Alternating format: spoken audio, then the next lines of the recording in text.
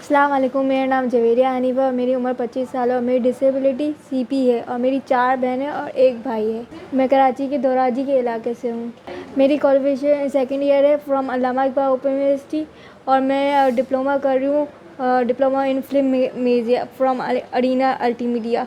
मेरा बचपन जैसे हम 2 ट्विन्स हुए थे, डॉक्टर ने एक की डेथ हो गई है और मेरा है ना तबीयत ज़्यादा ख़राब थी और मुझे जॉन्डिस हो गया था, प्रीमेच्योर डिलीवरी थी मेरी, तो इसी वजह एक की डेथ हो गई क्योंकि इसका खून तब्दील हुआ तो डॉक्टर ने गलत खून चढ़ा दिया तो उसकी वजह से डेथ हो गई। और फिर मुझे जैसे जैसे वक्त गुजरता गया अम्मी को पता नहीं चला कि मेरे साथ डिसेबिलिटीज़ है, तो डिसेबिलिटी को मालूम करने के लिए अम्मी हर डॉक्टर को पता किया, लेकिन वो हुआ कि एक डॉक्टर के पास गए कि आपकी डिसेबिलिटी ना सीपी है। सीपी इस तरह फिर उन्होंने पूरी डिटेल में बताया। उन्होंने फिर अम्मी ने फिज़ियोथेरेपी स्टार्ट की। जैसे 1 से लेकर 10 तक मेरी पूरी फिज़ियो हुई है। इसके बाद मेरी फैमिली में कुछ इश्यूज़ आ गए और इसकी वजह से मैं मतलब लॉस्ट हो गया मेरा। मैंने अपनी फिज़ियो कंटिन्यू नहीं की। सीपी ऐसा होता है कि हम है ना बॉडी ना पूरी स्टिफ हो जाती है।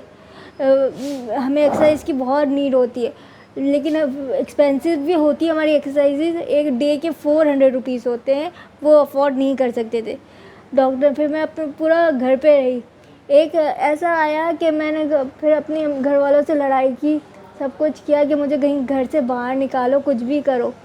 तो एक आंटी थी जिन्होंने मुझे किसी भी तरह स्कूल में एडमिशन करवाया। प्रेप 2 से स्टार्ट हुई थी मेरी क्लास, बड़ी मुश्किल से इन्होंने एडमिशन किया। प्रेप 2 से लेकर 5 तक बहुत ही अच्छा सब कुछ चल रहा था, लेकिन बाद में ऐसा हुआ कि चेंजिंग होने लगी टीचर की बिहेवियर में, सब कुछ चेंजिंग आने और मुझे भी मुश्किलात आने लगी क्योंकि मेरी डिसेबिलिटी बढ़ गई थी। अब मुझे ऐसा था कि फिज़ियो भी कंटिन्यू रखनी थी और पढ़ाई भी कंटिन्यू रखनी थी, लेकिन दोनों चीज़ें मैं मैनेज नहीं कर पा रही थी। तो जैसे जैसे डिसेबिलिटी बढ़ गई तो ऊपर चढ़ने में एक्सेसिबिलिटी नहीं थी मेरी स्कूल में, बार बार किसी को बुलाना पड़ता था और बार बार वो करना पड़ता था। इसी वजह से मैंने सोचा कि मैं अपनी स्टडी है ना वो लेफ़्ट कर दूँ क्योंकि बिहेवियर बिल्कुल ही चेंज हो गया था।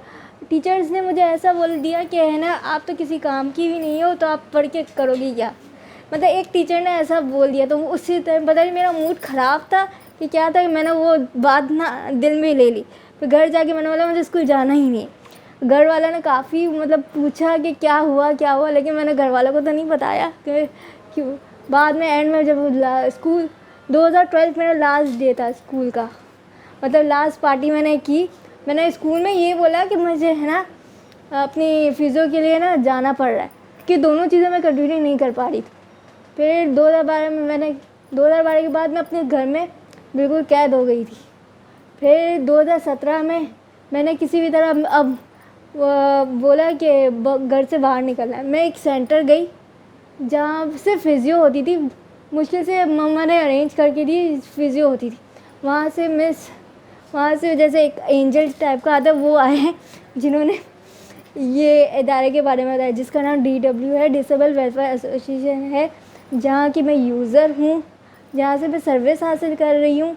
और वहाँ से मैंने अपनी जो कंटिन्यू एजुकेशन थी वो कंटिन्यू की। और जैसे मुझे कंप्यूटर सीखने का शौक़ था, मैंने अपना कंप्यूटर का कोर्स पूरा किया और अब मैं इंशाल्लाह आगे ख्वाहिश है कि मैं आगे कंप्यूटर की स्किल को और इम्प्रूव करूं और बहुत सी ऐसी चीज़ें। और मेरी ये ख्वाहिश है कि मैं ऐसा सिस्टम लेकर आऊँ, क्योंकि है ना मैंने अपनी स्टडी में बहुत सारी मुश्किलात देखी है। जैसे मुझे है ना राइटर की बहुत ज़रूरत होती है, बहुत मुश्किल से अरेंज होता है। मैं ऐसा सिस्टम लेने के चाहती हूँ कि ऐसे मतलब पेपर बने जहाँ हमें राइटर की ज़रूरत ही ना पड़े। मतलब ऐसा इजी पेपर बने, जैसे पेपर बने कि है ना ऐसा एजुकेशन सिस्टम आए, आप ऑनलाइन पेपर दे दें, कुछ भी हो, लेकिन हम डिसेबिलिटीज़ के लिए लोगों के लिए आए। ऐसा था कि मैंने ना अपनी ख्वाहिश DW को ज़ाहिर की कि सर मुझे ना कंप्यूटर का कोर्स करना है। तो सर ने मुझे कहा कि ओके मैं ना आपको आगे प्रोवाइड करूँगा।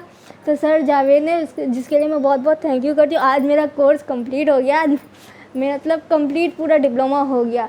उस कोर्स में मेरे थे वीडियो एडिटिंग था, फ़ोटोशॉप था, इलस्ट्रेटर था और लाइटरूम था और इनडिज़ाइन था, जिसके वीडियो एडिटिंग का सब पूरा कंप्लीट बताया गया था।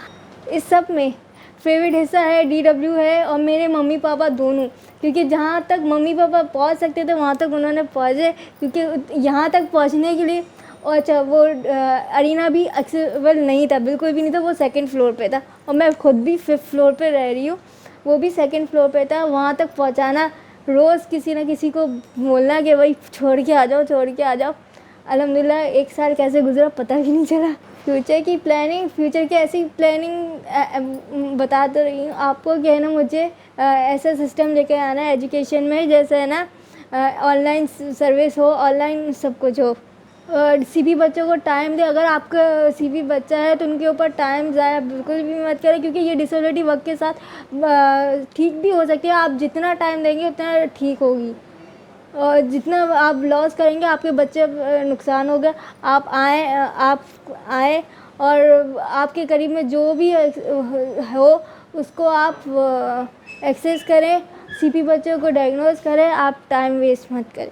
डीमोटिवेट तो जब मुझे ऐसा होता है कि डीमोटिवेट मैं होती हूँ जब मुझे कहीं अटक जाती हूँ या कहीं गाड़ी का इश्यूज़ होता है और सुबह रेडी होने में घर वाले जैसे डीमोटिवेट तो नहीं करते, वो बोलते कि बस अब क्या करोगी जाकर, तो उस टाइम मैं डीमोटिवेट हो जाती। फिर मैं बोलती नहीं नहीं उठना है अब करना है। मैंने कहा अब जहाँ तक इतनी लड़ाई कर ली, अब थोड़ी और करके और आगे बढ़ जाते हैं। यहाँ का एनवायरनमेंट बहुत अच्छा है और मैं चाह रही हूँ जो मैंने पढ़ा है मैं आगे लोगों को पढ़ाऊँ, जो मैंने स्किल सीखी है आगे हर कोशिश करूँ कि अपने दोस्तों को और बाकी ऐसा बनाऊँ कि ऑनलाइन सिस्टम बनाऊँ कि ताकि घर बैठे भी लोग पढ़ सकें। हाँ, मुझे साथ में मैं फ्री टाइम में बेकिंग कर लेती हूँ और मैं चाह रही हूँ कि ऐसा बेकिंग हाउस बने जो पूरा एक्सेसिबल हो, मेरे हिसाब का किचन हो, जैसे मुझे पसंद है वैसा किचन हो, एज अ ड्रीम। थोड़ा अब पहले मैं यूज़र थी, अब मैं सर जावेद का बहुत बहुत शुक्रिया करती हूँ जिन्होंने मुझे एज अ ग्राफिक डिज़ाइनर